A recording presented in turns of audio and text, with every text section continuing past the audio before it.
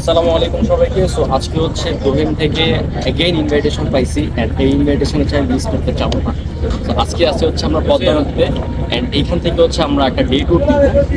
And আজকে বোটে কী কী করতেছি, কী কী অ্যাক্টিভিটিস আছে, অনেক রকম অ্যাক্টিভিটিস আছে, অনেক রকম খাবার দাবার আছে, সবগুলো হচ্ছে আমি দেখাবো অ্যান্ড ভিউটাও এনজয় করবো। তো আজকে যাওয়া যাক।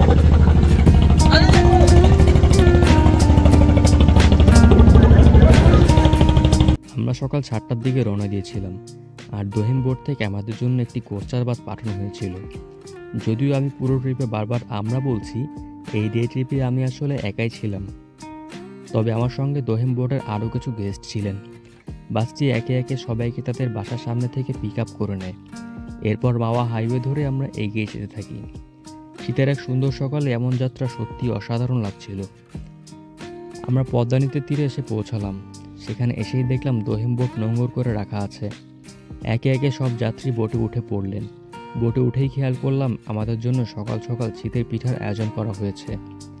ভাপা পিঠা আর চিতই পিঠা দুটোর স্বাদই ছিল অসাধারণ। ট্রিপের শুরুর দিকে শীতকালীন আমেজ পেয়ে গিয়েছিলাম। এক কাপ চা হাতে নিয়ে আশেপাশের সুন্দর দৃশ্য উপভোগ করছিলাম। অন্যদিকে প্রতিটি গেস্টই ছবি তোলায় ব্যস্ত। যেহেতু আমার সঙ্গে কেউ ছিল না, তাই নিজের ভালো কোনো ছবি তুলতে পারিনি।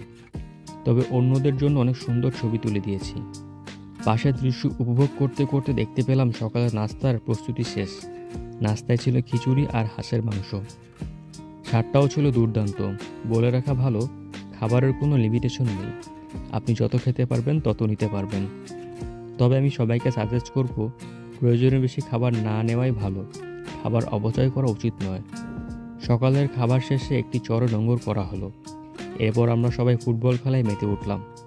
আমিও খেলায় এতটাই ব্যস্ত হয়ে পড়েছিলাম যে এখানে কোনো ফুটেজ নিতে পারিনি। ফুটবল খেলে যখন সবাই ক্লান্ত, তখন সোহান ভাই আমাদের চাঙ্গা করতে গান গাওয়া শুরু করেন।